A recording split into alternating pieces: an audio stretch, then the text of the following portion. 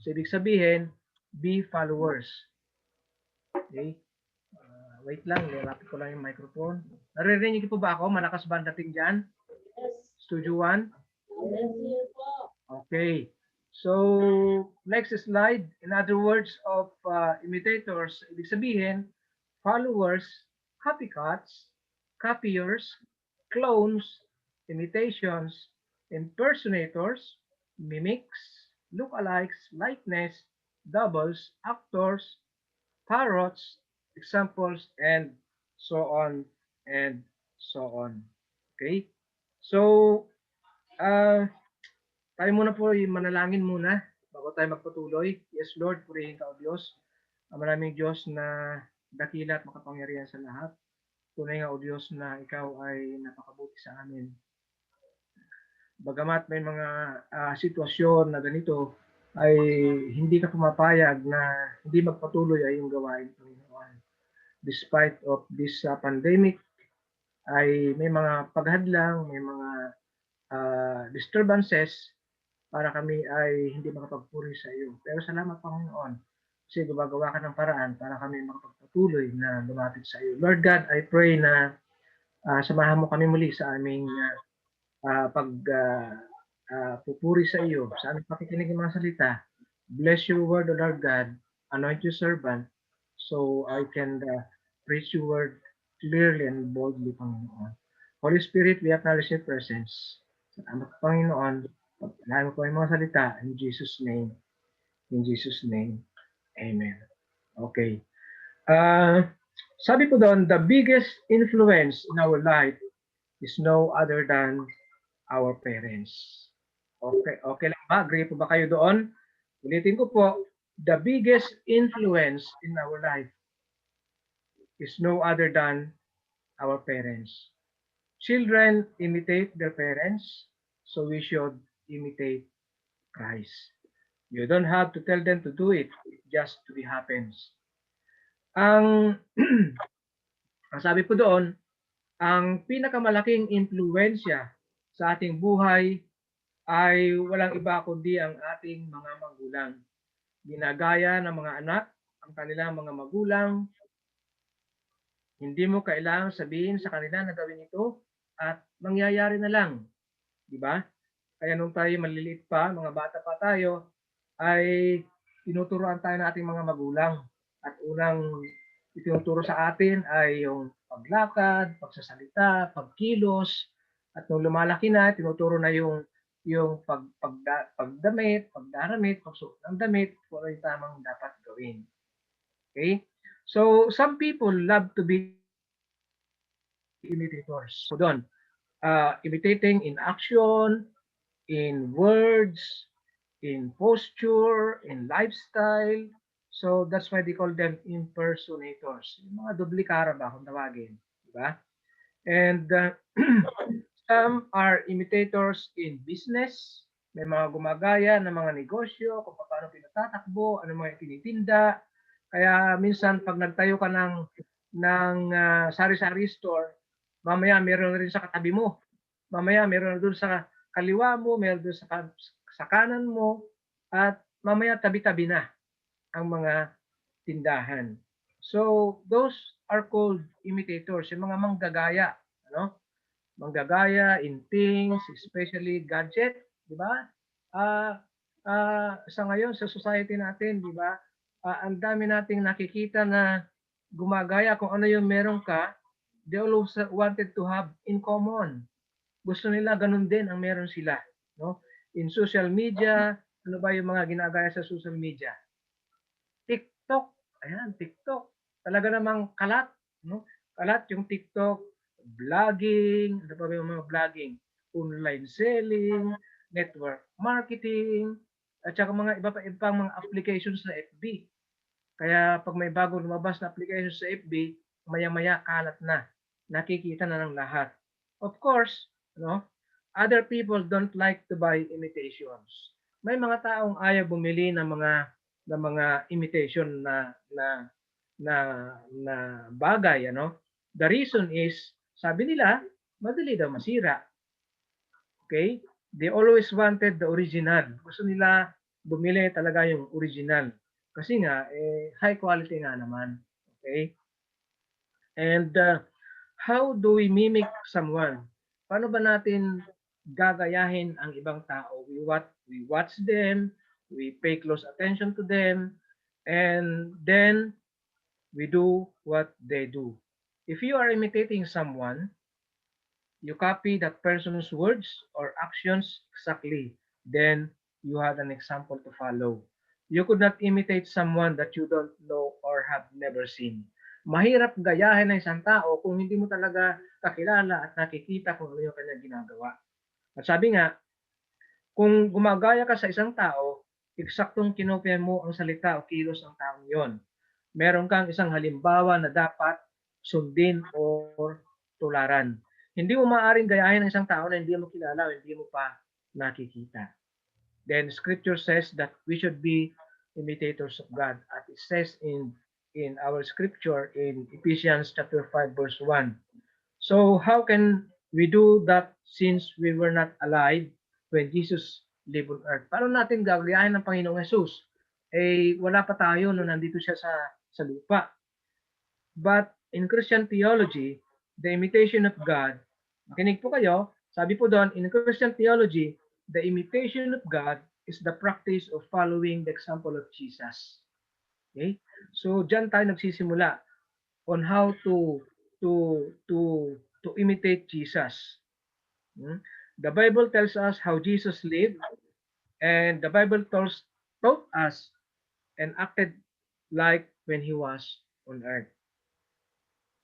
The Bible also tells us about God's thought, attitude, action, his words since the beginning of time, since the world was created. And Jesus gave us examples to follow. God asked that we imitate Jesus, but He didn't leave us without an example. Di po tayo iniwan ng Panginoon na walang halimbawa. He gave us, ano yon? Ano po ang binigay niya sa atin? This is the one. He gave us this one, no? The Bible. He gave us the Bible so that we can know exactly how to think and talk and to have life. Okay? And sometimes, alam nyo po, there is a danger in imitation. Sometimes there is a danger in imitation. Meron po kapahamakan minsan ang panggagaya that causes into argument and resulted into trouble and even death. No? Minsan ay nagiging kamatayan ng panggagaya. No? Ay subukan ninyo manggaya, lalo na yung ginagaya nyo ay pikon. No? Baka maaaring mapaaway pa kayo. No? So, sabi doon, there is a danger in imitation that causes into argument and resulted into death or trouble. Like, ano ba yung mga nagbibigay ng kapahamakan na ginagaya? Isa na lang yung siguro yung doubling the signature of others, yung falsification of signature, no? Ay isa yan sa nagiging kapahamakan ng tao, and this is against the law of people, no? Copying the products of others is also common to every producer. Yung nangungopya ka ng product ng ibang producer ay ito ay isang against the law din, no? Ay labag sa batas, no? And if you can see some of the the the gadgets or the computers, ano, pagka sinabing clone kasi ay imitation 'yan. Pag sinabing clone, ang isang computer pag sinabing clone, bumili ka, ito ba ay clone? Sinabi yan, ito ay laman, hindi siya branded, no? Hindi katulad ng branded na pagka ang pangalan ng isang piyesa ay pare-parehas na yon. So that is the originality of a product. But one thing for sure, God gave us His promise. And that promise, He said, He will never leave us, He will never forsake us, and He will stay with us till the end of time. Okay? Sabi po doon kanina sa ating mga binasa, sa mga meaning ng mga mga mga words, imitators, di ba? Sabi po doon sa 1 Corinthians, punta tayo doon sa aklat ng 1 Corinthians. From the book of 1 Corinthians, chapter 11, verse 1, it says there that, be imitators of me. Si Apostle Paul po ang nagsasabi dito, ano? Si Apostle Paul sabi dito, imitate me as I imitate Christ. Be imitators of me as I am of Christ. You must, sa other version, sa CEV, you must follow my example as I follow the example of Christ. So, napakahirap bang sundin ang Panginoong Hesus sa kanyang ginagawa? Guidelines, ano? So, the next slide ay makikita natin dito, sabi what what are we doing when we imitate God? Ano bang ginagawa natin para magaya natin ng Panginoon? Then it says there, we are trying to become the greatest example in existence. Ginagawa natin yung kaya natin na gawin, ano, to become the greatest example in existence. So being a Christian, kailangan ay makitaan tayo ng pamumuhay Kristiyano. Dapat makita na tayo talaga ay Kristiyano. They would know our identity as a Christian. Then, sabi doon, He's full of love. Yan lang dapat makita sa atin.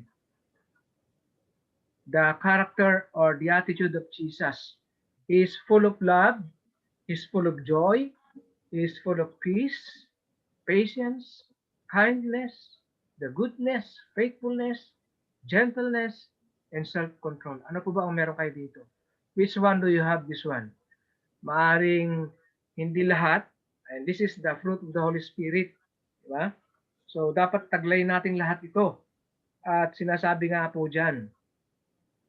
And one more good thing is in Genesis 1, if we go back to the Old Testament, in Genesis chapter 1, verse 27, it says that, so God created man in his own image. In the image of God, He created him. Male and female, He created them. So napakabuti talaga ng Diyos. Biro nyo, tayo yung kanyang create na maging kawangis niya. He created us to be His image. No? Pero ito ang magiging awareness sa bawat isa. Sabi po doon sa isang article na nabasa ko, it says here, when we try to put ourselves in the position of God, trying to be God, instead of imitating Him, we fail or we will fail and we will sin. Magkakasala po tayo kung ilalagay natin ang ating sarili po kapag sinubukan nating ilagay ang ating sarili, no, sa posisyon ng Diyos, sinusubukan na maging Diyos sa halip na tularan siya, mabibigo po tayo at magkakasala tayo. Sabi nga, we can be like God, but we will not be the God. Pwede tayo maging kawangis ng Diyos, pero hindi tayo magiging Diyos. Minsan kasi nagiging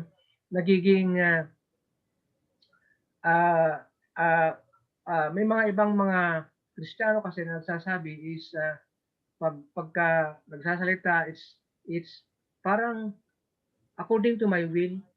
Dapat kasi ay the glory is for God alone, no? Hindi po yung magiging the glory is mine, no? So yun po ang dapat nating tandaan. When children are little, say something like diba? Kung sabi nga kung ano yung nakikita at naririnig ng mga bata, ginagaya, lalo na sa mga magulang, no? Kung ano daw yung nakikita ng mga bata sa mga magulang, yun po ang ginagaya. Kaya maging aware po tayo sa ating mga chikiting, ano, sa mga kids, sa mga anak natin. Dahil kung ano yung nakikita nila sa atin, yun ang kanilang mga ginagawa. But if they grow up in a good foundation, I believe that sabi nga po doon sa Proverbs 22:6, wala po sa ating slide, train up a child the way they should go.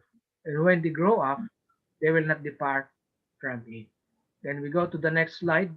Mimic Christ in his manner. Ito po, we have to be like Christ in his manner of prayer and fasting. Okay? Ang gagayahin natin ngayon, no? We have to imitate the Christ-like in his manner of prayer and fasting. At ito ang mahirap gayahin ng marami, no? Maaring nagagaya nila ang pananalangin, maaring nagagaya nila ang ibang bagay, pero the secret of Jesus is his prayer and fasting. At ito po yung ating gagawin for the rest of the week, for the rest of the days, starting tomorrow. Katulad po yung naka-flash kanina sa ating screen, bago po tayo magsimula, yung ating prayer and fasting. Okay, the next slide, sabi po doon, your manner should be the same as that of Christ Jesus.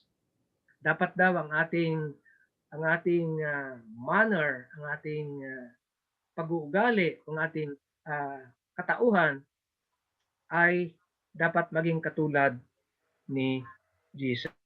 Your manner, your attitude should be the same as that of Christ Jesus. Manner means it is a mode of action. It is a way of performing or effecting anything, or it is a method, style, form, or it is a fashion. Sabi po doon sa next verse in First Peter chapter 2 verse 21, it says, to this you were called because Christ suffered for you, leaving you an example that you should follow in his steps. So yan po yung mga references kung paano natin gagayahin at gagayahin ng Panginoon at yung pruweba na we should be the imitators of God.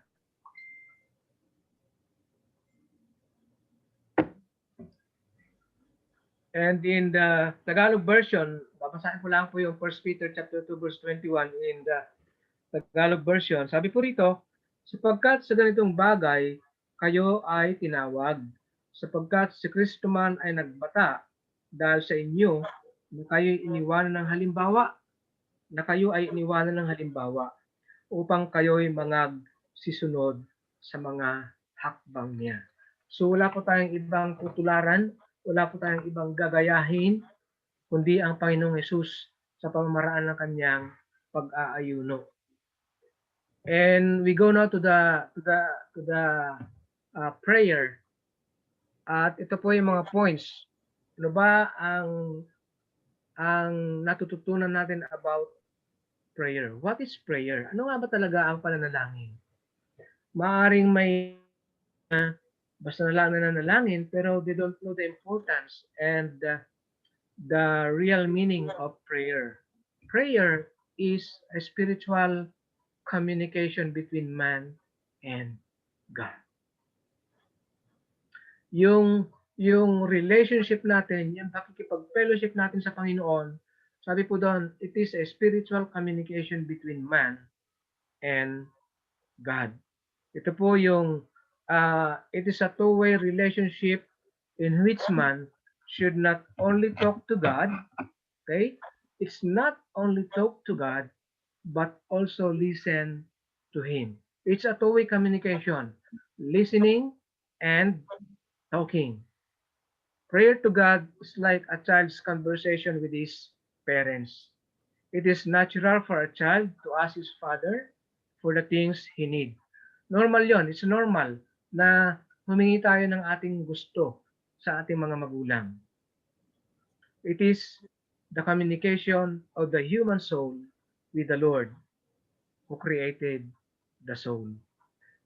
Prayer is the primary way for the believer in Jesus Christ to communicate his emotion and desires with God and to fellowship with Him.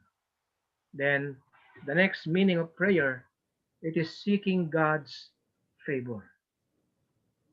Nararamdaman niyo po ba yung favor ng Diyos sa buhay niyo? For me, I I experienced many times the favor of God. For the year 2020, we experienced a lot of favor from God, from sickness to healing, from uh, uh, kawalan sa meron, talagang naroon yung favor ng Diyos. Yung kanyang protection, it's a favor from God. Your your good health is a favor from God. Ito ba? Yung mapagtagumpayan nyo, yung sobrang lamig, is a favor of God. So, prayer is seeking God's favor. Kaya kailangan natin yung continuous prayer in our life. Prayer is pouring out one's souls to the Lord. Ito yung tinatawag na pagbuhos or pagtitiwala ng ating kaluluwa sa Panginoon. At wala po tayong ibang pagkakatiwalaan kundi ang Panginoon lamang. It is a drawing or it is a crying out to heaven. No? Ito yung ating pag-iyak at pagdaing at pagdulog sa Diyos na nasa langit. Then it's a drawing near to God. Yung paglapit natin sa Panginoon, ang ating pananalangin, kung ating pagdarasal, ay ito yung paraan para tayo ay lalo makalapit sa Diyos. Sabi nga doon sa James, in the book of James, come near to me and I will be near to you. And in this Psalms 23 verse 28, it says, drawing near to God. Ang paglapit sa Diyos sa paraan ng ating pananalangin. And one more is our kneeling, yung ating pagluhod, sa Diyos, sa harap ng Diyos ay napakahalaga na matutunan natin in the way of praying, kneeling before the Father. So, we are done with the prayer at I believe na it's all enough for us to have the prayer every day. Sabi nga po dun sa Colossians or sa 1 Thessalonica chapter 5 verses 17 to 18, no? Rejoice always, pray without ceasing. Manalangin tayo lagi and give thanks to God. Diba? So, napakalinaw na napakalaga ang ating prayer life. Kumusta po ang prayer life natin? Mga minamahal kong tagapakinig at kapwa mananampalataya. Meron ba tayong set up sa ating buhay about our prayer life? So, to our fasting and prayer, ay lalo nating mararanasan yung presensya ng Diyos. And we go now to fasting. What fasting is all about? Fasting is a spiritual discipline, no? Ito yung ating disiplina sa sarili natin, sa ating spiritual na buhay. Maaring mahirap gawin at mahirap talaga itong gawin kung hindi ka pa karanas. But for my experience, we experienced a 7-day fasting at I thought for the first 2 days ay maaring meron kayong mga mararanasan from your physical condition. Pero for the rest of the day, as you go on for fasting, day-to-day basis, masasanay ka na doon sa iyong sinimulang ginawa, ay makikita mo yung disiplina ng iyong spiritual life. No? And sabi nga po dun sa next line, sabi po dun, fasting is a voluntarily reduce or eliminate your intake of food for a specific time and purpose. Hindi po yung nalipasan ka na ng gutom ay fasting na. No. Hindi yung gusto mong hindi kumain ay fasting na. You need to pray if you are going to fast. Kailangan ay manalangin ka kung ikaw ba talaga ay gusto mag-ayuno. And the next slide, we will know what are the importance and primary reason, no? Primary reasons of fasting and prayer. At ito po yung una.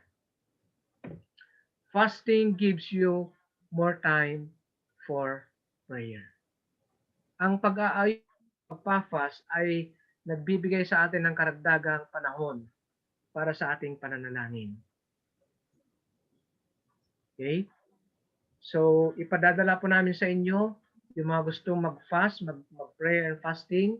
We will send to you the guidelines and you can send to us your prayer request para maisama natin sa aming prayer and fasting. And the number 2 importance of fasting and prayer is fasting demonstrate the depth of your desire when praying for something. Ang pag-aayuno po ay nagpapakita ng lalim ng iyong pagnanasa kapag nagdarasal para sa isang bagay. It shows that you are serious enough about your prayer request to pay a personal price. God honors deep desire and praying in faith. Okay? And the next reason and importance of fasting and prayer ay ito po. Fasting releases God's supernatural power. Do you want to experience the supernatural power of God? If you want to experience, you have to mimic the manner of Christ. You have to follow, you have to imitate kung paano po nag-fast ang ating Panginoon. At makikita po natin sa Bible in the kung paano siya napagtagumpayan, paano napagtagumpayan, how he overcome his life. You know? Often in the Bible, God's people fasted immediately before a major victory, a miracle, or answer to prayer. At ito nga po ang ating Panginoong Jesus. He prayed and fast to overcome or to have the victory or temptation.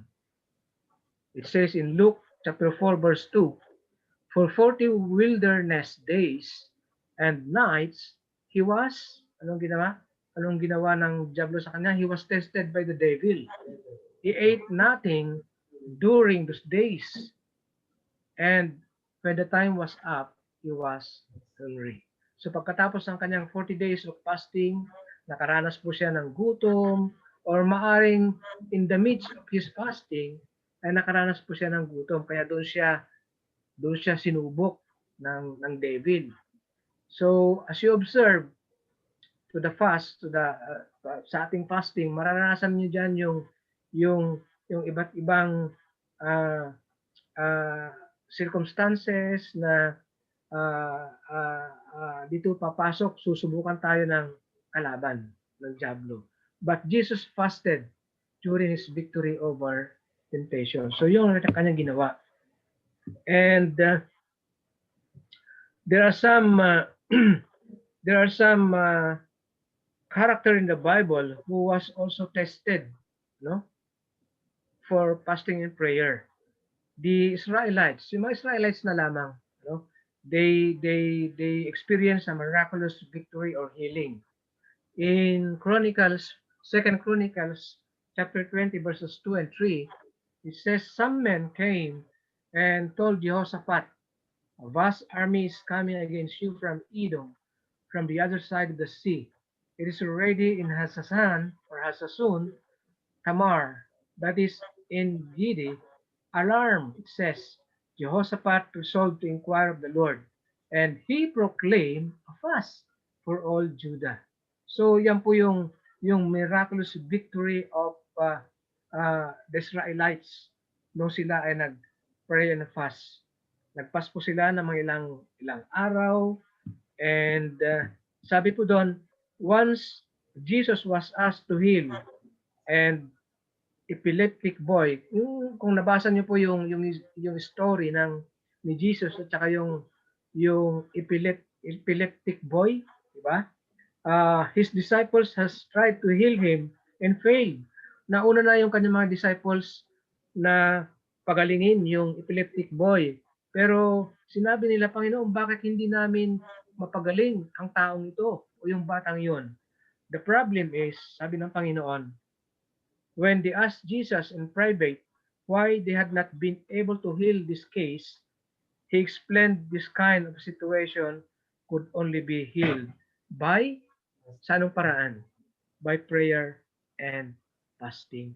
Makikita po yan sa book of, if I'm not mistaken, in Mark 9, verse 29.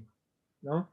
And also Daniel, Prophet Daniel experienced uh, when he prayed and fast, he experienced the guidance from God. Yan, makikita po yan sa book of Daniel, chapter 9, verse 21 to 22. Daniel fasted in order to receive guidance from God.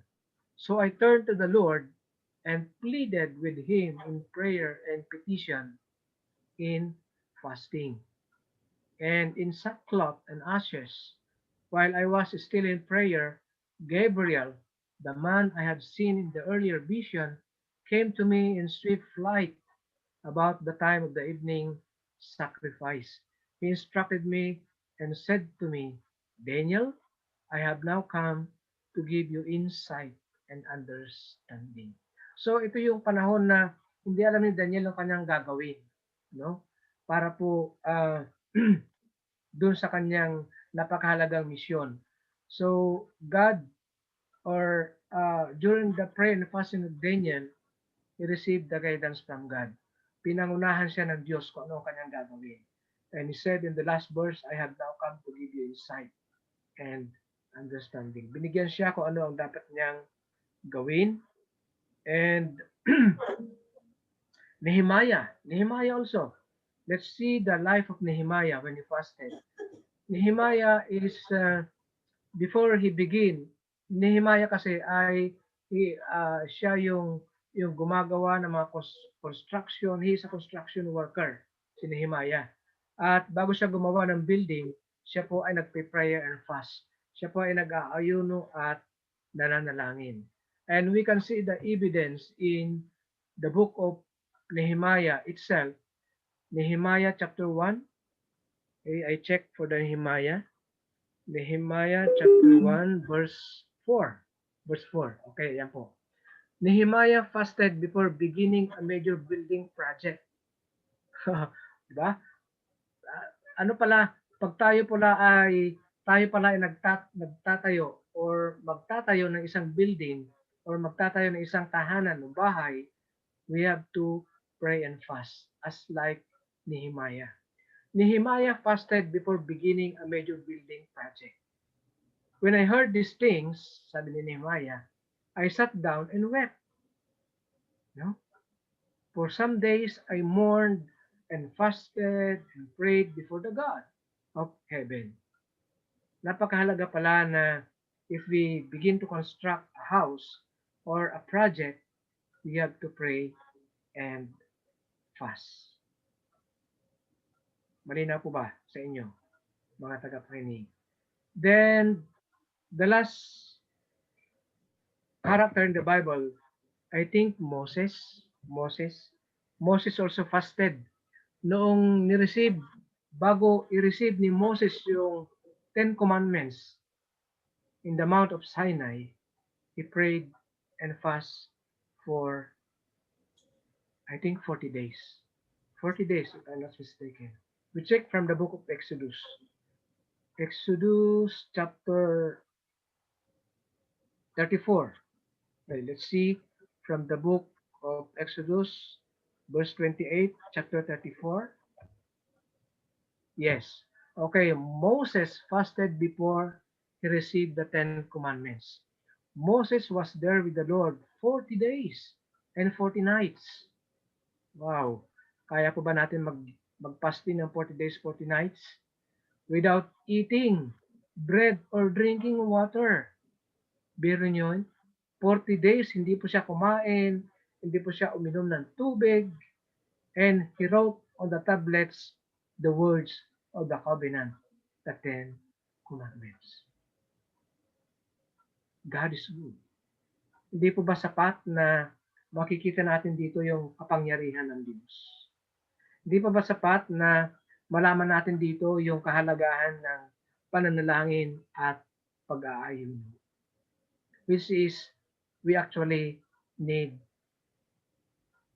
this time. This time of pandemic, this time of so many circumstances, so many trials and problems, kailangan talaga natin na fasting.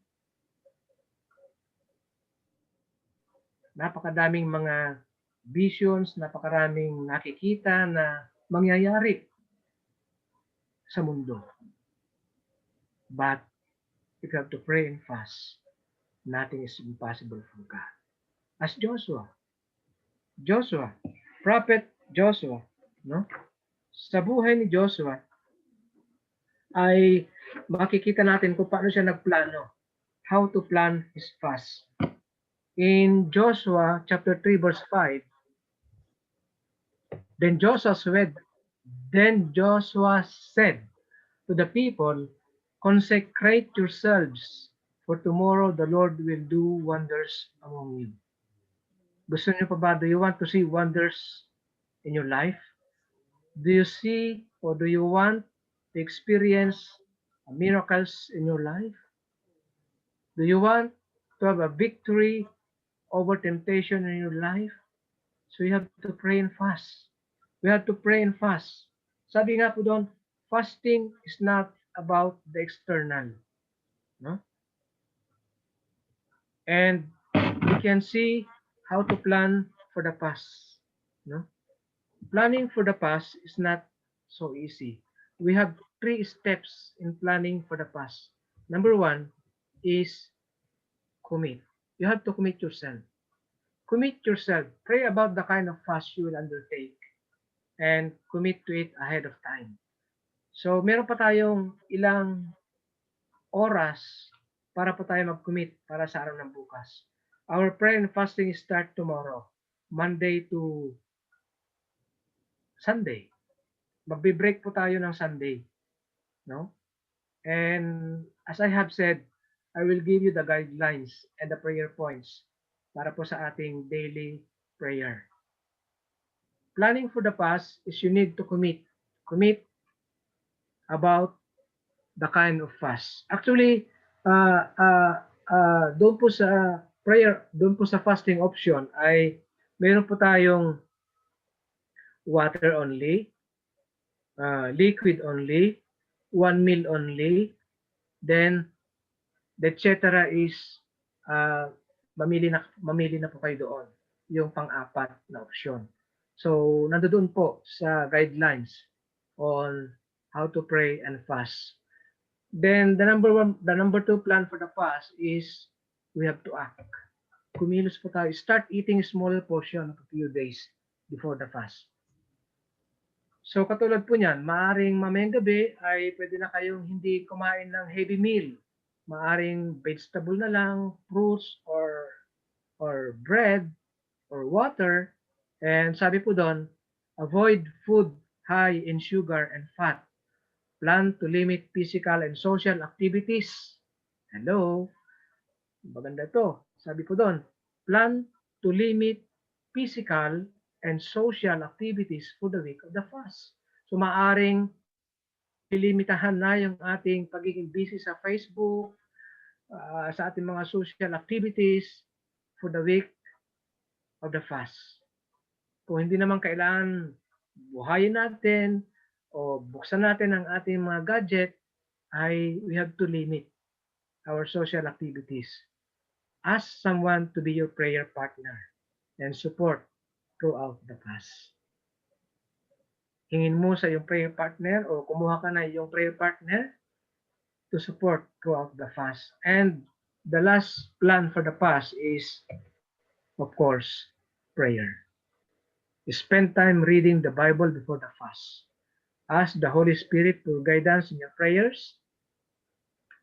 Write down your faith goals for 2021 as well as your answered prayers in 2020. Isulat po natin. Kailangan po ay magkaroon po tayo ng notes para po sa ating mga faith goals, sa ating mga prayer requests, sa ating mga answered prayer. Okay? So, yun po yung mga planning natin. This is the plan for the past. Commit, act, and pray. I-commit lang po natin yung ating sarili, yung ating oras, yung ating panahon, yung ating business for unnecessary things, no? Kailan nating i-ready yung ating sarili. And to recap our message, sabi po doon, fasting gives you more time for prayer. Fasting demonstrates the depth of your desire when praying for something. Fasting releases God's supernatural prayer. And as we can see, the example of people who have their fasting and prayer, no other than Jesus himself, fasted during his victory over temptation. Okay? Victory over temptation. Napapagtagumpayan natin, no, ang lahat ng mga pagsubok, lahat ng mga tukso kapag tayo ay nagkakaroon ng pag-aayon ng pananalain. Di ba yung siya tinukso ng Diablo sa Mateo 4:4? Sabi ng Panginoon, man shall not live by bread alone, but from the words of God. The Israelites fasted before a miraculous healing before they face trials. At sa ating pong pagtatapos, for our conclusion, sabi nga po doon sa Mateo 4, verse 4, it is written, man shall not live by bread alone, but by every word that proceeded out from the mouth of God. So sa ating pong pagpapasting, isang another points po, sabi po doon, we have to focus and set aside time to work through the devotionals. Be ready to respond to God's word and the leading of the Holy Spirit. Kailangan po mag-focus po tayo kung ano yung leading ng Panginoon sa atin, leading of the Holy Spirit for us. And pray. Napakahalaga po na ipanalangin natin.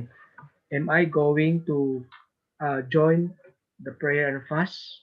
Kung ikaw man ay bago pa sa ganitong gawain sa Panginoon, you have to consult your physicians, your doctor, or kung meron ka pang katanungan about the prayer and fasting, just connect to us and we will give you the other informations about prayer and fasting. So, yun lamang po. And I invite you to join the prayer and fasting. Join us online. Ang gagawin po natin dito is we have to fast during the whole day and on the night from 8 o'clock. I think this is the available time for us. No? Doon po sa mga pumapasok at nagtatrabaho, 8 o'clock will be convenient time for you, for us. Sabi po doon, commit, act, and pray. Starting from January 11, which is tomorrow, up to January 17, we will be having our prayer and fasting. And the title for our prayer and fasting is Be Christ-like, imitators of God. Sabi po doon, mimic.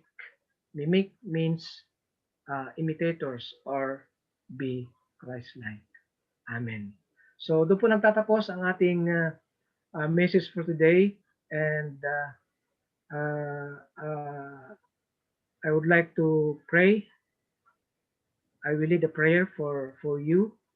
If when you are on the screen, ay sumunod po kayo o magkaisa po tayo sa pananalangin.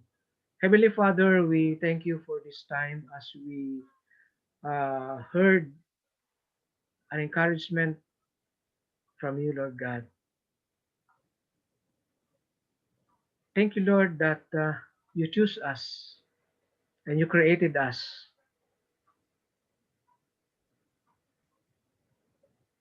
as the same you, Lord God. Salamat po, Panginoon, sapagkat pinili mo kami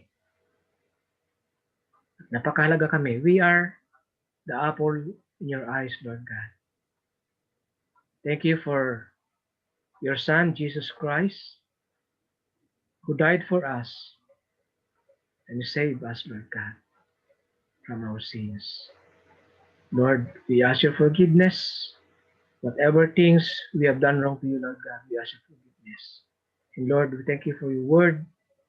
We thank you for the lives of the people who are watching, viewing on us, Lord God. Ano man ang aming narinig ay manahan at magrema sa aming mga puso. Lord, we want to follow you, Lord God. We want to follow your manner on prayer and fasting. Maaring we will experience some difficulties, the circumstances, but Lord, we have hope in you, we have trust in you, Lord God. Salamat, Panginoon, sa buhay ng bawat mga anak mo na they have the desire to have their fasting and prayer. Lord, I pray that you will lead us, O Lord God, according to your will. Holy Spirit, be with us in our midst, Lord. Ikaw ang lubos na nakakilala sa amin. So, we entrust to you everything, our concern, financial, physical, spiritual, and even our emotional, Lord God. Lord, we thank you. As you have said in your word, that we have to give you thanks in all circumstances, because this is the will for you. Or this is your will for us. Thank you, Lord, and we give you back all the glory and the highest praise. In Jesus' name, in Jesus' name. Amen. Okay, God bless po. God bless everyone. And see you tomorrow and the rest of the day for our prayer and fasting. I pray na maging okay po tayo lahat. And even the weather, we can overcome all the temptation and the disturbances during our prayer and fasting. God bless and stay safe in the presence of God. Bye bye. See you next week. Aawit para sa ating pagtatagong, ating sinabing ating mga kasama ngayon, the Zoom, Miss Evelyn, nice to meet you. You are welcome in the family of Spirit Church Global, and we consider you, you are in India now, so we we welcome you in the family. And kung ano po ang inyong nais na dalhin sa panalangin, inyo lamang pong i-PM sa amin. I-include siya sa Spirit Church Global para samahan namin. So for our prayer and fasting, sa lahat po ng nanonood ngayon, tayo po bukas. For Monday hanggang Sunday, nasa inyo pong conviction ng Panginoon. If ang conviction sa inyo ng Lord ay 1 meal, water intake, liquid intake, so depend po sa conviction sa inyo. If you want water only, so you're going to have prayer most often. Pero mostly po yung mga worker natin, of course, at lalo na yung mga merong high blood or whatever, you have to consult your physician first. And tayo muna po ay dumako sa panalangin bago po tayo pumunta sa ating victory song. At nais ko pong dalhin sa panalangin ang mga tao ngayon na walang inaasahan kung hindi ang Panginoon lamang po. At wala po at this time of pandemic, kahit pandemic, tayo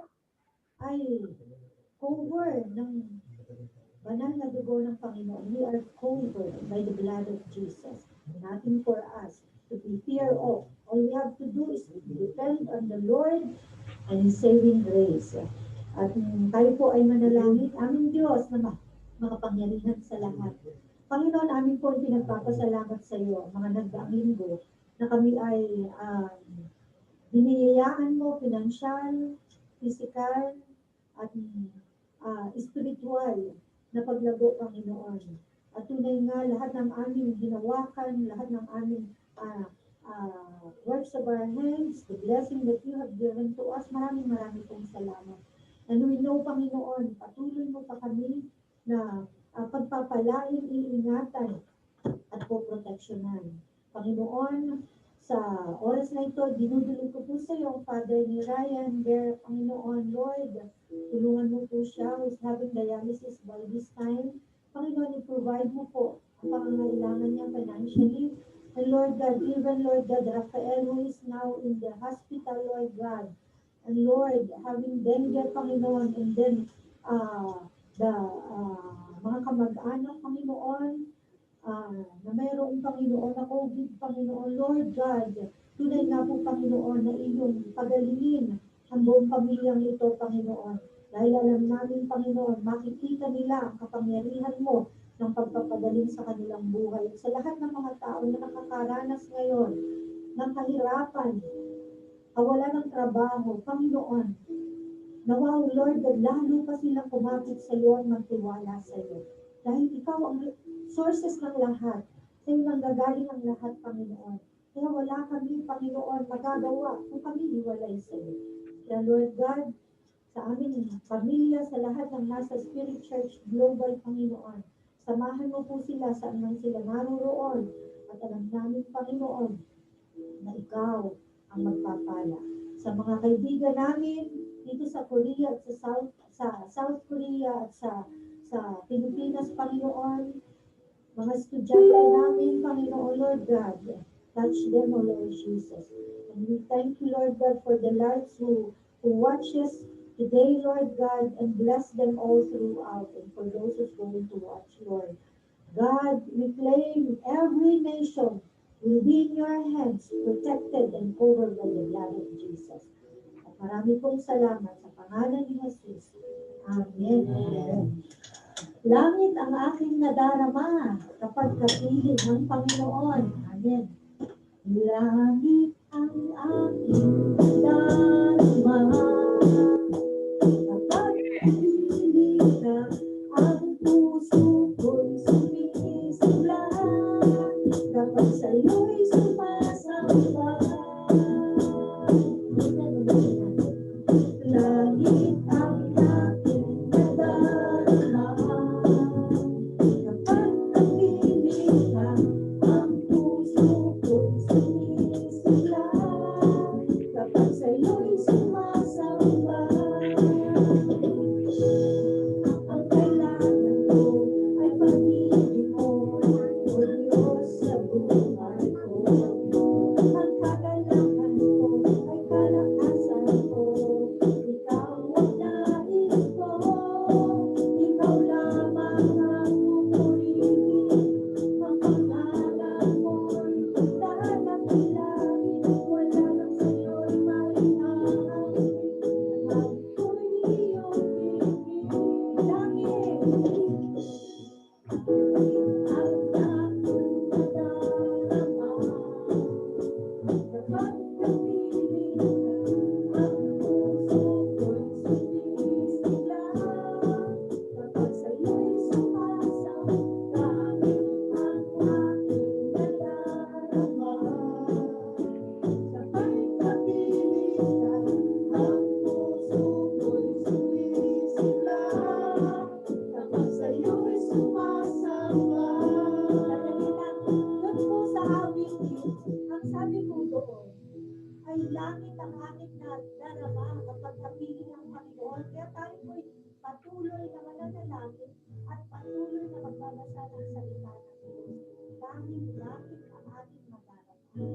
At sa lahat po ng magiging kabahagi ng ating prayer and fasting, lalo pa natin mararanasan ang langit sa piling ng Panginoon. Amen?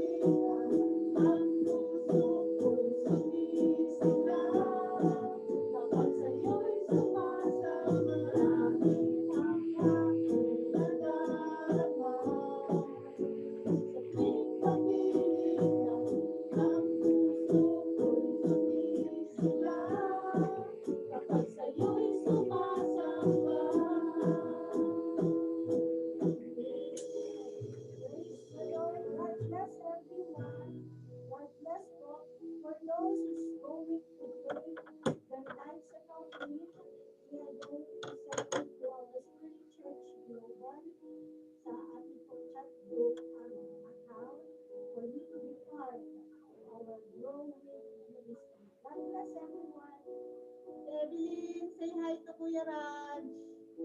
God bless Evelyn. Happy New Year.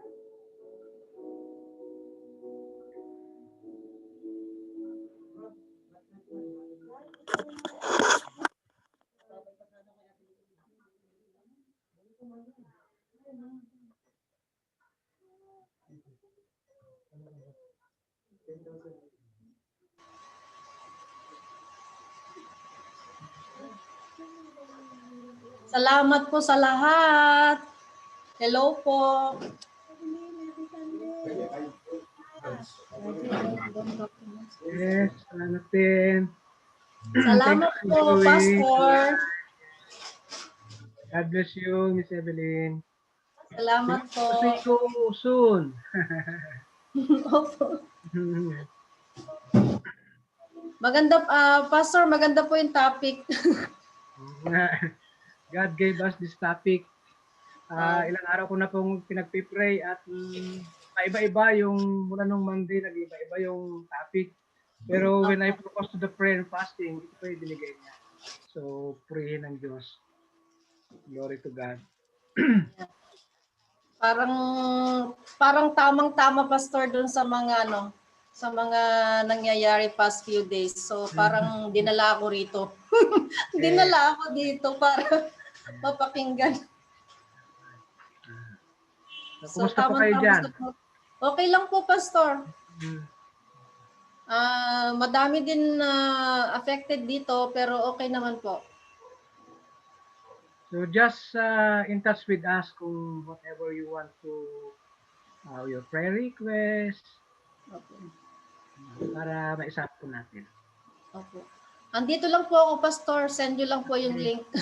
Yes, yes. Thank you for your time. God bless you. Okay po. Salamat po. Bye-bye.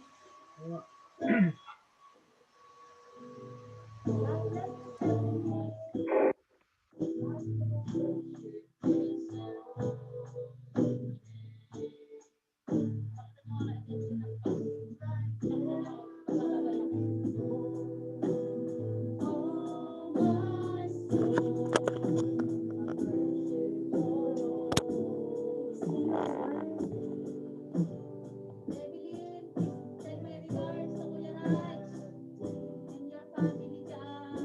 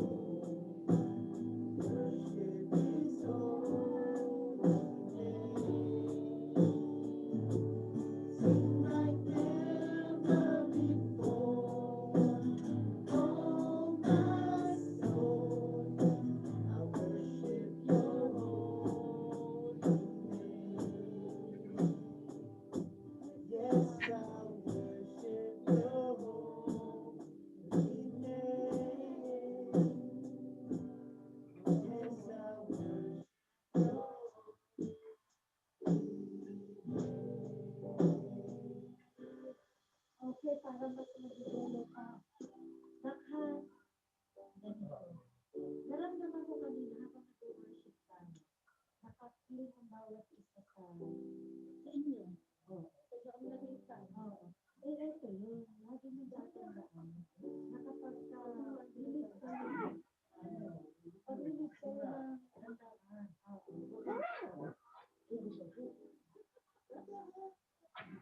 Nangin sa daanan. Ang ating guidelines ng for example, ikaw ay nakaasabi sa ano na naka-record ito rin.